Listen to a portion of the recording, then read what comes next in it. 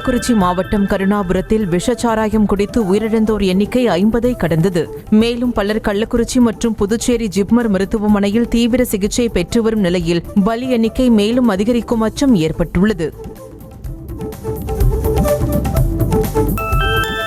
கள்ளக்குறிச்சி மாவட்டம் கருணாபுரத்தில் விஷசாராயம் குடித்து பலியானோர் எண்ணிக்கை தொடர்ந்து அதிகரித்து வருவதால் 2வது நாளாக கிராமம் முழுவதும் மரண ஓல சத்தம் கேட்டது. உயிரிழந்தவர்களின் உடல்களை கண்டு குடும்பத்தினரும் உறவினர்களும் கண்ணீர் விட்டு கதறி அழுததால் கிராமமே சோகத்தில் மூழ்கியது. கள்ளக்குறிச்சியில் விஷசாராயம் குடித்து பலியான பெற்றோரது குழந்தைகளின் பராமரிப்பு செலவுக்காக மாதம் 5000 ரூபாய் வழங்கப்படும் என சட்டப்பேரவையில் முதலமைச்சர் மு.க.ஸ்டாலின் அறிவித்திருக்கிறார். அத்தோடு குழந்தைகளின் பட்டப்படிப்பு வரையிலான கல்வி மற்றும் விடுதி கட்டணம் உள்ளிட்ட அனைத்து செலவினங்களையும் தமிழ்நாடு அரசே ஏற்கும் என்றார். விஷச்சாராயம் குடித்து பெற்றோரை இழந்த பிள்ளைகளின் வங்கிக் கணக்கில் 5 லட்சம் ரூபாய் செலுத்தப்படும் என முதலமைச்சர் மு.க.ஸ்டாலின் அறிவித்துள்ளார். மேலும் பெற்றோரில் ஒருவரை இழந்த குழந்தைகளின் வங்கிக் கணக்கில் 3 லட்சம் ரூபாய் வரவு வைக்கப்படும் என்றும் அவர்கள் 18 வயது பூர்த்தி அடைந்தவுடன் வட்டியுடன் சேர்த்து வழங்கப்படும் என்றும் கூறினார். விஷசாராய பலிகள் தொடர்பாக உரிய நடவடிக்கை எடுக்க உத்தரவிட்டும் சட்டப்பேரவையில் அதிமுக எம்எல்ஏக்கள் நாடகத்தை அரங்கேற்றியதாக முதலமைச்சர் மு.க.ஸ்டாலின் குற்றம் சாட்டியுள்ளார். அதிமுக ஆட்சியில் ஏற்பட்ட விஷச்சாராய மரணங்களின் பட்டியல் தன் கையில் இருப்பதாகவும் ஆனால் அதை வைத்து அரசியல் செய்ய விரும்பவில்லை எனவும் கூறினார். கள்ளக்குறிச்சி சம்பவத்திற்கு எதிர்ப்பு தெரிவித்து சட்டப்பேரவைக்கு கருப்பு சட்டையோடு வந்த அதிமுக எம்எல்ஏக்கள் சபாநாயகர் இருக்கை முற்றுகையிட்டு அமளியில் ஈடுபட்டதால் பதற்றம் ஏற்பட்டது. இதனால் ஆர்.பி. உதயகுமார் உள்ளிட்ட அதிமுக எம்எல்ஏக்களை சபை காவலர்கள் வலுக்கட்டாயமாக தூக்கி வெளியேற்றினர்.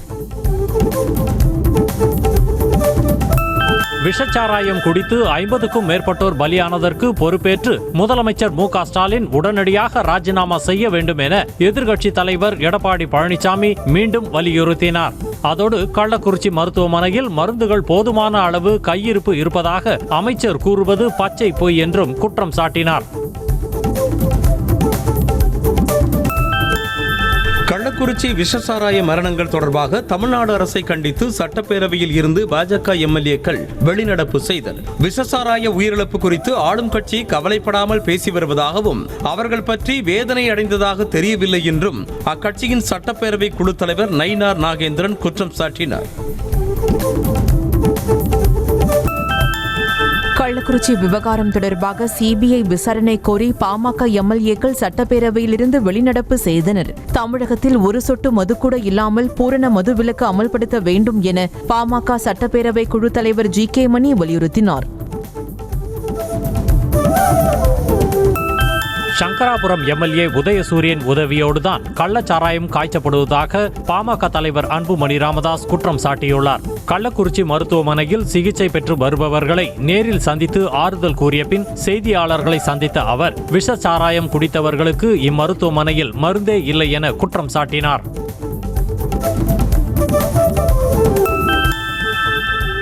கள்ளச்சாராயத்தால் ஏற்பட்ட உயிரிழப்புகளை தமிழ்நாடு அரசு மூடி மறைத்ததால் தான் கூடுதல் உயிரிழப்புகள் ஏற்பட்டதாக சௌமியா அன்புமணி குற்றம் சாட்டியுள்ளார். தருமபுரி மக்களவை தொகுதியில் தனக்கு வாக்களித்த மக்களுக்கு நன்றி தெரிவித்து பேசிய அவர் தமிழ்நாட்டில் பூரண மதுவிலக்கை அமல்படுத்த வேண்டும் என வலியுறுத்தினார்.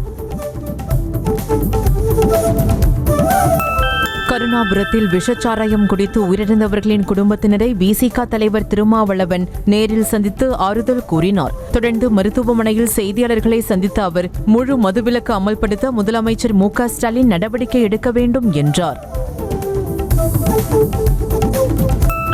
கள்ளக்குறிச்சி மாவட்டம் கருணாபுரத்தில் மருத்துவக் குழுவினர் வீடு வீடாக சென்று விசாரணை நடத்தினர். சாராயம் அருந்திய பலர் மருத்துவமனைக்கு வந்து சிகிச்சை பெறவில்லை என புகார் எழுந்த நிலையில் மருத்துவக் குழுவினர் நேரடியாக சென்று பாதிப்புகளுடன் யாரேனும் வீட்டில் முடங்கியுள்ளனரா என அதிரடி சோதனையிட்டனர்.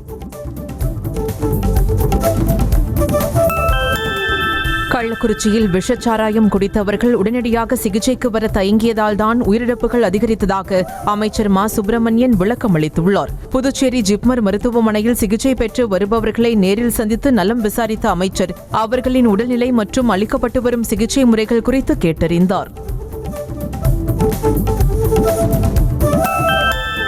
கள்ளக்குறிச்சி விஷச்சாராயம் மரணம் தொடர்பாக ஓய்வு பெற்ற நீதிபதி கோகுல்தாஸ் தலைமையில் அமைக்கப்பட்ட ஒரு நபர் ஆணையம் விசாரணையை தொடங்கியது. மாவட்ட ஆட்சியர் அலுவலகத்தில் நடைபெற்ற கூட்டத்தில் மாவட்ட காவல் கண்காணிப்பாளர், மருத்துவ குழுவினர் ஆகியோரிடம் ஓய்வு பெற்ற நீதிபதி கோகுல்தாஸ் ஆலோசனை நடத்தினார்.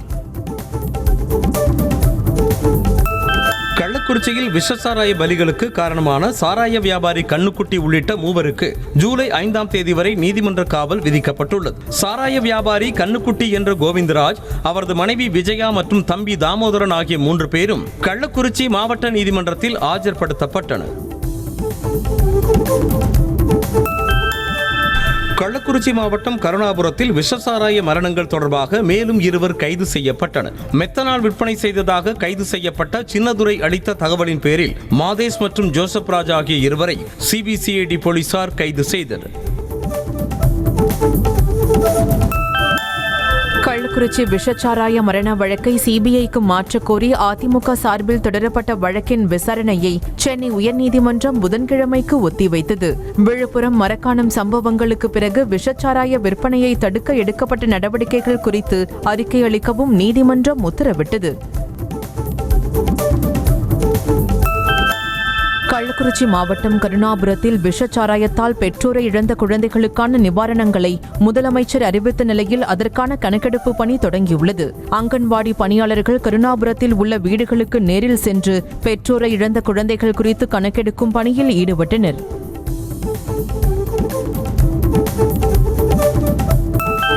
தமிழக வெற்றிக் கழக தலைவர் விஜய் தனது பிறந்தநாள் கொண்டாட்டங்களை தவிர்த்துவிட்டு கள்ளக்குறிச்சியில் உயிரிழந்தவர்கள் மற்றும் சிகிச்சை பெறுவோரின் குடும்பத்தினருக்கு தேவையான உதவிகளை வழங்குமாறு தனது கட்சி நிர்வாகிகளுக்கு உத்தரவிட்டிருக்கிறார். அவர்களுக்கு தேவையான மருத்துவ உதவி மற்றும் அத்தியாவசிய பொருட்களை வழங்குமாறு கேட்டுக் கொண்டுள்ளார்.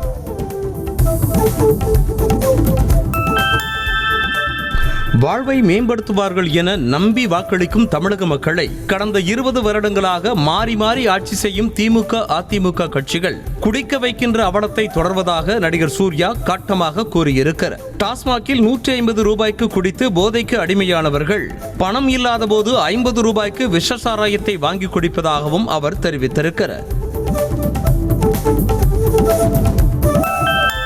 போதையில்லா தமிழகத்தை உருவாக்க தவறிய திமுக அரசின் நிர்வாக சீர்கேட்டை கண்டித்து வரும் 25ஆம் தேதி தேமுதிக சார்பாக கண்டன ஆர்ப்பாட்டம் நடைபெறும் என அக்கட்சியின் பொதுச் செயலாளர் பிரேமலதா விஜயகாந்த் அறிவித்திருக்கிறார். அனைத்து மாவட்ட தலைநகரங்களிலும் நடைபெறும் ஆர்ப்பாட்டத்தில் தொண்டர்கள் பெருமளவில் பங்கேற்க வேண்டும் என அறிவுறுத்தியிருக்கிறார். கடந்த 10 ஆண்டுகளில் யோகா குறித்தான பார்வை மாறியுள்ளதாகவும் அதன் வளர்ச்சியால் இளைஞர்களுக்கு புதிய வேலை வாய்ப்புகள் உருவாகியுள்ளதாகவும் பிரதமர் மோடி கூறினார். சர்வதேச யோகா தினத்தை முன்னிட்டு ஜம்மு காஷ்மீரின் ஸ்ரீநகரில் யோகாசனம் செய்த அவர் உலகத்தின் பார்வை யோகாவின் பொருளாதார வளர்ச்சி மீது உள்ளதாகவும் அவர் கூறினார். சர்வதேச யோகா தினத்தை முன்னிட்டு கோவை லாலி சாலையில் உள்ள தமிழ்நாடு வேளாண்மை பல்கலைக்கழகத்தில் நடைபெற்ற யோகா நிகழ்ச்சியில் ஆளுநர் ஆர்.என். ரவி கலந்து கொண்டு யோகாசனம் செய்தார். இதேபோல பாஜக மாநில தலைவர் அண்ணாமலை, முன்னாள் ஆளுநர் தமிழிசை, மத்திய இணையமைச்சர் எல். முருகன் ஆகியோரும் யோகாசனம் செய்தனர். சர்வதேச யோகா தினத்தை முன்னிட்டு தஞ்சை பெரிய கோவில் அருகே 1000க்கும் மேற்பட்டோர் ஒரே இடத்தில் யோகாசனத்தில் ஈடுபட்டனர். பெத்தண்ணன் கலையரங்கத்தில் நடைபெற்ற யோகாசன நிகழ்ச்சியில் ஆண்கள், பெண்கள், மாணவர்கள் என ஏராளமானோர் கலந்து கொண்டு யோகாசனங்களை செய்தனர். நாடு முழுவதும் கடந்த 18ஆம் தேதி நடைபெற்ற யுஜிசி நெட் தேர்வுக்கான வினாத்தாள் டார்க் நெட்டில் கசிந்ததாக தகவல் வெளியாகியிருக்கிறது. தேர்வுக்கு சுமார் 48 மணி நேரத்திற்கு முன்பாக டார்க் வெப் மற்றும் என்கிரிப்ட் செய்யப்பட்ட சமூக தளங்களில் தேர்வுக்கான வினாத்தாள் கசியவிடப்பட்டு ரூபாய் 6 லட்சத்திற்கு விற்கப்பட்டதாக அதிர்ச்சி தகவல் வெளியாகியிருக்கிறது.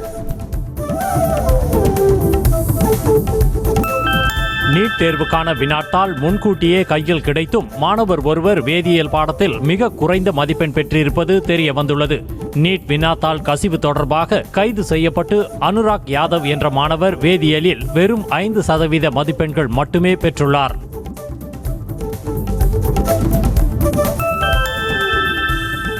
நீட் வினாத்தாள் கசிந்த விவகாரத்தில் தனது உதவியாளருக்கு தொடர்பு இருப்பதாக வந்த குற்றச்சாட்டை பீகார் முன்னாள் துணை முதல்வர் தேஜஸ்வி யாதவ் மறுத்துள்ளார். இது தொடர்பாக பேட்டியளித்த அவர், பீகார் துணை முதலமைச்சர் விஜயகுமார் சின்ஹா தெரிவித்த குற்றச்சாட்டு முக்கிய குற்றவாளிகளை காப்பாற்றுவதற்கான திசை திருப்பும் முயற்சி என புகார் தெரிவித்தார்.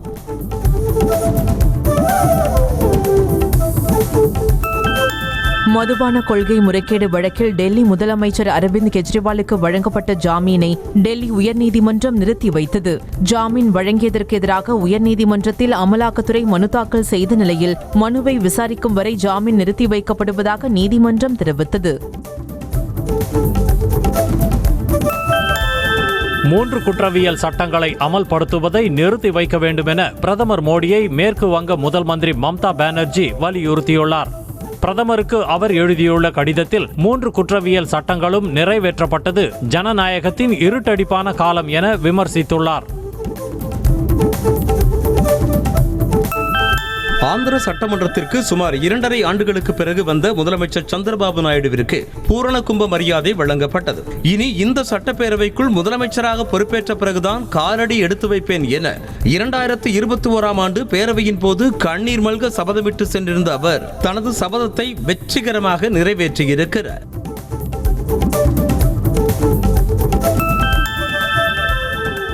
தலைநகர் டெல்லியில் தண்ணீர் பிரச்சினை தலைவிரித்தாடும் நிலையில் ஹரியானாவில் இருந்து முறையாக தண்ணீர் திறக்காததை கண்டித்து அமைச்சர் அதிஷி உண்ணாவிரத போராட்டத்தில் ஈடுபட்டார். ஹரியானாவிடமிருந்து கிடைக்க வேண்டிய நியாயமான தண்ணீர் கிடைக்கும் வரை போராட்டம் தொடரும் என தெரிவித்துள்ளார்.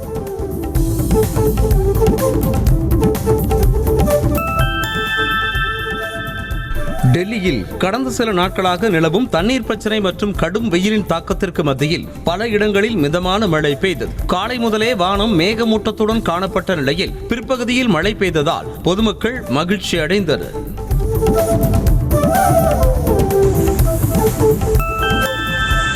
அசாமில் தொடர் மழை மற்றும் வெள்ளப்பெருக்கினால் 19 மாவட்டங்களில் உள்ள 4 லட்சம் மக்கள் பாதிக்கப்பட்டுள்ளதாக தகவல் வெளியாகியுள்ளது. குறிப்பாக கரீம்கஞ்ச் மாவட்டத்தில் மட்டும் 2.5 லட்சம் பேர் பாதிக்கப்பட்டுள்ளனர். அத்தோடு வெள்ளப்பெருக்கு மற்றும் நிலச்சரிவில் சிக்கி 36 பேர் உயிரிழந்தது தெரியவந்துள்ளது.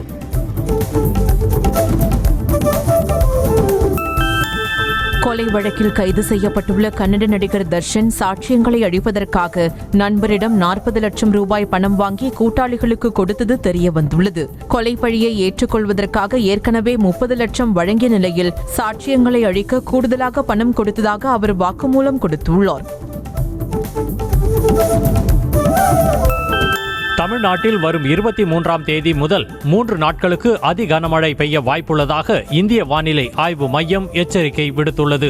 அத்தோடு ஜூன் 22ஆம் தேதி தமிழ்நாடு மற்றும் கேரளாவில் கன முதல் மிக கனமழைக்கும் கடலோர கர்நாடகாவில் அதி கனமழைக்கும் வாய்ப்பிருப்பதாக கூறப்பட்டுள்ளது. மேற்கு திசை காற்றின் வேக மாறுபாடு காரணமாக ஜூன் 22 மற்றும் 23 ஆகிய தேதிகளில் நீலகிரி மற்றும் கோவை மாவட்ட மலைப்பகுதிகளில் கன முதல் மிக கனமழைக்கு வாய்ப்பிருப்பதாக சென்னை வானிலை ஆய்வு மையம் எச்சரித்துள்ளது. அதேபோல திருப்பூர், தேனி, திண்டுக்கல், தென்காசி, நெல்லை மாவட்ட மலைப்பகுதிகள் மற்றும் கன்னியாகுமரியிலும் கனமழை பெய்ய வாய்ப்புள்ளது. விக்கிரவாண்டி இடைத்தேர்தலில் போட்டியிடுவதற்காக ஸ்ரீமதியின் தாயார் செல்வி குடும்பத்துடன் வந்து தேர்தல் நடத்தும் அலுவலரிடம் வேட்புமனு தாக்கல் செய்தார். விக்கிரவாண்டி வட்டாட்சியர் அலுவலகத்தில் தேர்தல் நடத்தும் அலுவலர் சந்திரசேகரிடம் ஸ்ரீமதியின் தாயார் செல்வி வேட்புமனு தாக்கல் செய்தார். விக்கிரவாண்டி சட்டமன்ற தொகுதி இடைத்தேர்தலுக்கான வேட்புமனு தாக்கல் நிறைவு பெற்றது. ஜூலை 10ஆம் தேதி விக்கிரவாண்டி தொகுதிக்கு இடைத்தேர்தல் நடைபெறுகிறது. இதற்கான வேட்புமனு தாக்கல் 21ஆம் தேதி தொடங்கி வெள்ளிக்கிழமை வரை நடைபெற்ற நிலையில் மொத்தம் 64 பேர் வேட்புமனு தாக்கல் செய்திருக்கின்றனர். கொடநாடு விவகாரத்தில் வெளிநாட்டிலிருந்து கனகராஜுக்கு வந்த தொலைபேசி எண் குறித்து விசாரணை நடைபெற்று வருவதாக அரசு தரப்பு வழக்கறிஞர் கூறினார். கொடநாடு கொலை கொள்ளை வழக்கு உதகை மாவட்ட அமர்வு நீதிமன்றத்தில் விசாரணைக்கு வந்தபோது ஜூலை 26ஆம் தேதிக்கு ஒத்திவைத்து உத்தரவிடப்பட்டது. மாஞ்சோலை தேயிலை தோட்ட தொழிலாளர்களை வெளியேற்றுவதற்கு விதிக்கப்பட்ட தடையை நீட்டித்து உயர்நீதிமன்ற மதுரை கிளை உத்தரவிட்டுள்ளது. மேலும் தொழிலாளர்களை வெளியேற்ற மின்சாரம், குடிநீரை நிறுத்தப் போவதாக தெரிவித்ததை அடுத்து அவற்றை தொடர்ந்து வழங்க வேண்டும் என நீதிபதிகள் உத்தரவிட்டனர். சென்னையில் ஆபரண தங்கத்தின் விலை சவரனுக்கு 640 ரூபாய் அதிரடியாக உயர்ந்தது. அதன்படி கிராமுக்கு 80 ரூபாய் உயர்ந்து 6780க்கும், சவரனுக்கு 640 ரூபாய் உயர்ந்து 54,240க்கும் விற்பனையாகிறது. அதேபோல் வெள்ளி கிராம் 1 ரூபாய் 40 காசுகள் உயர்ந்து 98 ரூபாய் 50 காசுக்கு விற்பனையாகிறது. தஞ்சாவூர் மாவட்டம் பட்டுக்கோட்டை அருகே 150 லிட்டர் சாராய உரலை போலீசார் கண்டுபிடித்து அழித்தனர். தம்பிக்கோட்டை சின்னாத்தங்காடு பகுதியில் போலீசார் சோதனையில் ஈடுபட்ட போது சாராயம் தயாரிப்பதற்கு முந்தைய படிநிலையில் 5 பேரல்களில் 150 லிட்டர் உரல் இருந்தது கண்டறியப்பட்டது. திருப்பத்தூர் மாவட்டத்தில் சட்டவிரோதமாக விஷச்சாராயம் விற்பனை செய்த 28 பேர் மீது வழக்கு பதிவு செய்துள்ள அம்மாவட்ட போலீசார் 8 பேரை கைது செய்துள்ளனர். மேலும் கந்திலி பகுதியைச் சேர்ந்த சின்னத்தம்பி மற்றும் கோரிப்பள்ளம் பகுதியைச் சேர்ந்த முருகன் இருவரும் குண்டர் தடுப்புச் சட்டத்தின் கீழ் கைது செய்யப்பட்டுள்ளனர். தூத்துக்குடியில் 8 கோடி ரூபாய் மதிப்பிலான மெத்தபெட்டமைன் போதைப் பொருளை தனிப்படை காவல்துறையினர் பறிமுதல் செய்து தம்பதியை கைது செய்தனர். இனிகோ நகரில் சந்தேகத்துக்குரிய வகையில் நின்று கொண்டிருந்த நிர்மல்ராஜ் மற்றும் அவரது மனைவி சிவானியை பிடித்து சோதனையிட்ட போது அவர்களிடம் ஐஸ் கிறிஸ்டல் மெத்தபெட்டமைன் இருப்பது தெரிய வந்தது. தென்காசியில் ஊராட்சி குழு தலைவியின் கணவர் குட்கா வழக்கில் சிக்கிய நிலையில் அவரை பதவி விலக வலியுறுத்தி கவுன்சிலர்கள் வாக்குவாதத்தில் ஈடுபட்டதால் பரபரப்பு ஏற்பட்டது. கவுன்சிலர்கள் ஒருவரை ஒருவர் ஒருமையில் பேசி வாக்குவாதத்தில் ஈடுபட்டதை அடுத்து ஊராட்சி குழு தலைவி தமிழ்ச்செல்வி கூட்டத்திலிருந்து வெளியேறினார்.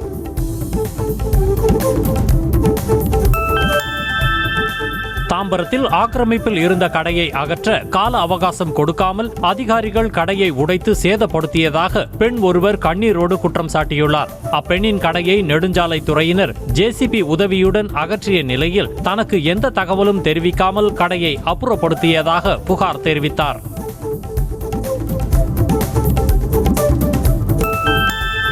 சென்னை விமான நிலையத்தில் பயணிகளை இறக்கிவிட்டு வெளியேறும் பாதையில் தாமதமாக வந்ததாக கூறி கார்களை நிறுத்தி பணம் கேட்டதால் விமான நிலைய சுங்கச்சாவடி அதிகாரிகளிடம் கார் ஓட்டுநர்கள் வாக்குவாதத்தில் ஈடுபட்டனர்.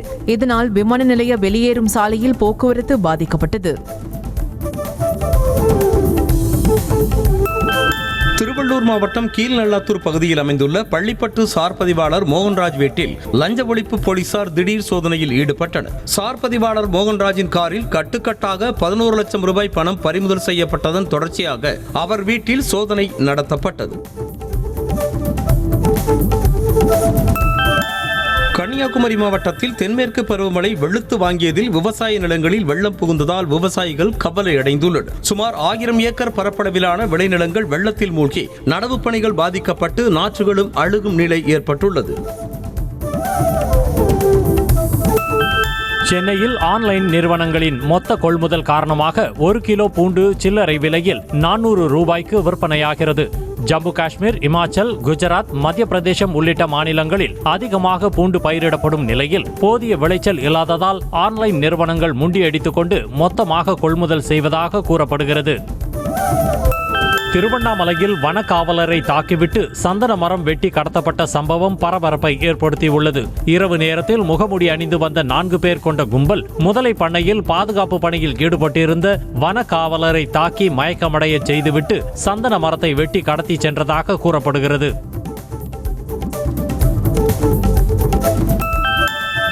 விருதுநகர் மாவட்டம் திருச்சுழி அருகே தொடக்க வேளாண்மை கூட்டுறவு வங்கியில் நடந்த கொள்ளை முயற்சி சம்பவம் பரபரப்பை ஏற்படுத்தியுள்ளது. கடந்த 19ஆம் தேதி நள்ளிரவு பின்பக்க சுவர், ஜன்னல் ஆகியவற்றை கடப்பாறையால் துளையிட்டு நுழைந்த கொள்ளையர்கள் லாக்கரை உடைக்க முடியாததால் ஏமாற்றத்துடன் திரும்பிச் சென்றனர்.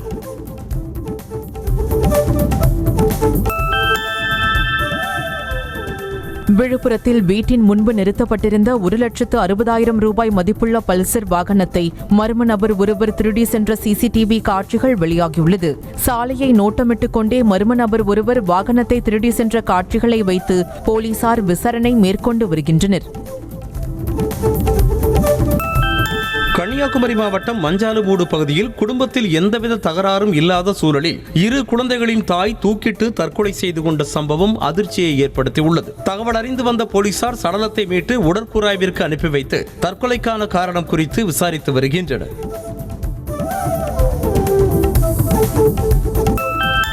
விழுப்புரம் மாவட்டம் ஜானகிபுரத்தில் அரசு விரைவு பேருந்து சாலையோர பள்ளத்தில் கவிழ்ந்து விபத்துக்குள்ளானதில் 10 பேர் காயமடைந்தனர். ஜானகிபுரம் என்ற இடத்தில் ஓட்டுநரின் கட்டுப்பாட்டை இழந்து சாலையோர பள்ளத்தில் கவிழ்ந்து விபத்துக்குள்ளான். இந்த விபத்து தொடர்பாக விழுப்புரம் தாலுகா காவல் நிலைய போலீசார் விசாரணை மேற்கொண்டனர். திண்டுக்கல் அருகே கூலி தொழிலாளி மரணத்தில் மர்மம் இருப்பதாக கூறி மருத்துவமனை எதிரே உறவினர்கள் சாலை மறியலில் ஈடுபட்டனர். அலுக்குவார்பட்டியைச் சேர்ந்த வையாபுரி என்பவர் வேலை செய்து கொண்டிருந்த தோட்டத்தில் மரத்தில் தூக்கியில் தொங்கியபடி உயிரிழந்த நிலையில் உடலை மீட்டு போலீசார் விசாரித்து வருகின்றனர். திருப்பத்தூர் நகராட்சியில் தூய்மை பணியாளர்களுக்கு முறையான உபகரணங்கள் மற்றும் வாகனங்கள் வழங்கப்படாததால் குப்பைகளை கைகளாலேயே அள்ளிச் சென்றனர். இதனால் அவர்களுக்கு நோய் தொற்று ஏற்படும் அபாயம் உள்ளதால் முறையான உபகரணங்கள் வழங்க கோரிக்கை எழுந்துள்ளது. சென்னை அடுத்த கோவூரில் ஸ்ரீகிருஷ் இன்டர்நேஷனல் பள்ளியில் உலக யோகாசன தினம் கொண்டாடப்பட்டது. இதில் யோகாவினால் உடல் ஆரோக்கியம் என்ற தலைப்பில் 156 மாணவ மாணவிகள் ஒரே நேரத்தில் இடைவிடாமல் சூரிய நமஸ்காரத்தில் உள்ள 12 வகையான ஆசனங்களையும் 108 முறை செய்து காட்டி உலக சாதனை புத்தகத்தில் இடம் பிடித்தனர். கேரள மாநிலம் திருச்சூர் மாவட்டம் அதிரப்பள்ளி அருகே ஆம்புலன்ஸ் வாகனத்தை கபாலி காட்டு யானை வழிமறித்த வீடியோ காட்சிகள் வெளியாகியுள்ளன. இதனால் அவ்வழியாக சென்ற ஆம்புலன்ஸ் உள்ளிட்ட வாகனங்கள் அங்கேயே சுமார் 20 நிமிடங்கள் காத்திருக்க வேண்டிய நிலை ஏற்பட்டது.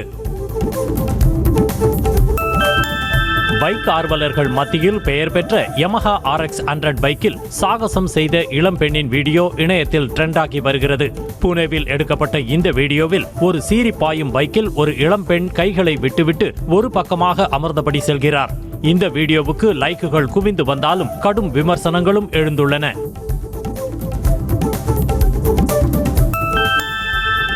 குஜராத் மாநிலம் அகமதாபாத் அருகே உள்ள நிக்கோஸ் பகுதியில் அமைந்துள்ள பிரபலமான தேவி தோசா கடையில் வாடிக்கையாளருக்கு வழங்கப்பட்ட சாம்பாரில் எலி இறந்து கிடந்த சம்பவம் அதிர்ச்சியை ஏற்படுத்தியுள்ளது. தகவல் அறிந்து சென்ற நகராட்சி மற்றும் உணவு பாதுகாப்பு அதிகாரிகள் சம்பந்தப்பட்ட அந்த கடைக்கு சீல் வைத்தனர்.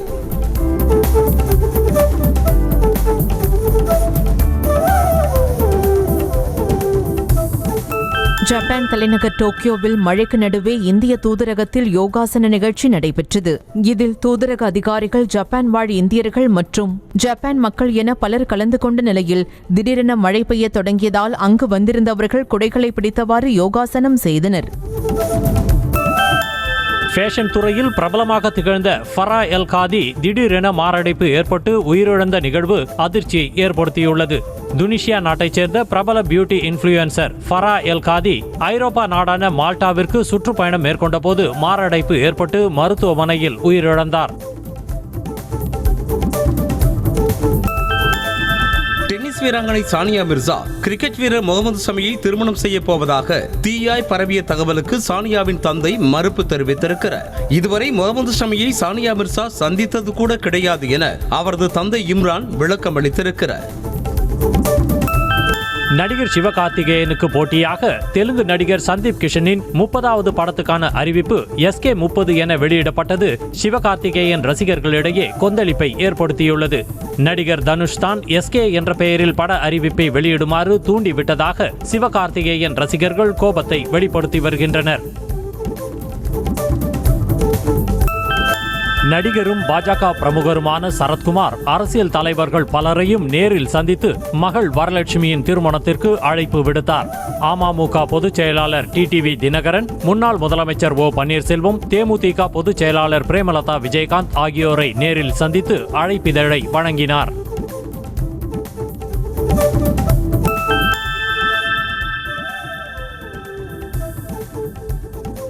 விருதுநகர் சதுரகிரி சுந்தர மகாலிங்கம் கோவிலில் ஆனி மாத பிரதோஷம் மற்றும் பௌர்ணமியை முன்னிட்டு பக்தர்கள் குவிந்தனர்.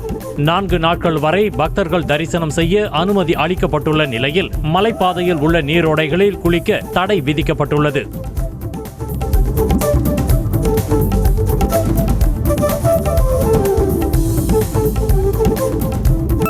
திருவண்ணாமலை அருணாச்சலேஸ்வரர் கோவிலில் 1 கிலோமீட்டர் தூரத்திற்கு பக்தர்கள் வரிசையில் காத்திருந்து சுவாமி தரிசனம் செய்தனர். ஆனி மாத பௌர்ணமியையொட்டி அருணாச்சலேஸ்வரர் கோவிலில் அதிகாலை முதலே குவிந்த பக்தர்கள் நீண்ட வரிசையில் மணிக்கணக்கில் காத்திருந்து சாமி தரிசனம் செய்தனர். புதுச்சேரி வில்லியனூரில் பிரசித்தி பெற்ற வரதராஜ பெருமாள் கோவில் ஆனி மாத தேர் திருவிழா வெகு விமர்சையாக நடைபெற்றது. அமைச்சர்கள் தேனி ஜெயக்குமார், நமச்சிவாயம், புதுச்சேரி சட்டமன்ற எதிர்க்கட்சித் தலைவர் சிவா உள்ளிட்டோர் கலந்து கொண்டு திருத்தேரை வடம் பிடித்து இழுத்து தேரோட்டத்தை துவக்கி வைத்தனர். காரைக்காலில் பிரசித்தி பெற்ற மாங்கனி திருவிழாவின் முக்கிய நிகழ்வான பிச்சாண்டவர் வீதி உலாவில் திரளான பக்தர்கள் கலந்து கொண்டு சாமி தரிசனம் செய்தனர். 3வது நாள் திருவிழாவில் வீதி உலா வந்த பிச்சாண்டவருக்கு பக்தர்கள் மாங்கனிகளை படைத்தும் வீதிகளில் இறைத்தும் நேர்த்திக்கடன் செலுத்தினர். ராமநாதபுரம் மாவட்டம் பரமக்குடி அருகே திருவாடி கிராமத்தில் ஸ்ரீ சிவகாளியம்மன் கோவிலில் வருடாபிஷேக விழா வெகு விமர்சையாக நடைபெற்றது. முன்னதாக சிவாச்சாரியர்கள் புனித நீர் அடங்கிய குடங்களை சுமந்து வந்து அம்மனுக்கு 16 வகையான திரவியங்களால் அபிஷேகம் செய்யப்பட்டு தீபாரதனை காண்பிக்கப்பட்டது. திண்டுக்கல் மாவட்டம் நத்தம் அடுத்த சில்வார்பட்டி பகுதியில் உள்ள தொட்டிச்சி அம்மன் கோவில் குடமுழுக்கு விழா விமர்சையாக நடைபெற்றது. இதில் சுற்றியுள்ள கிராமத்தை சேர்ந்த பக்தர்கள் பங்கேற்ற நிலையில் அனைவருக்கும் அன்னதானம் வழங்கப்பட்டது. செட்ரான் நிறுவனம் சமீபத்தில் இந்தியாவில் அறிமுகம் செய்த C3 ஏர்கிராஸ் மாடலின் பிளஸ் வேரியன்ட் கார்களுக்கு தள்ளுபடி அறிவித்துள்ளது. அதன்படி 11,61,000 என்ற விலையில் விற்பனை செய்யப்பட்டு வரும் இந்த காருக்கு 2,62,000 ரூபாய் தள்ளுபடி வழங்கப்படுகிறது.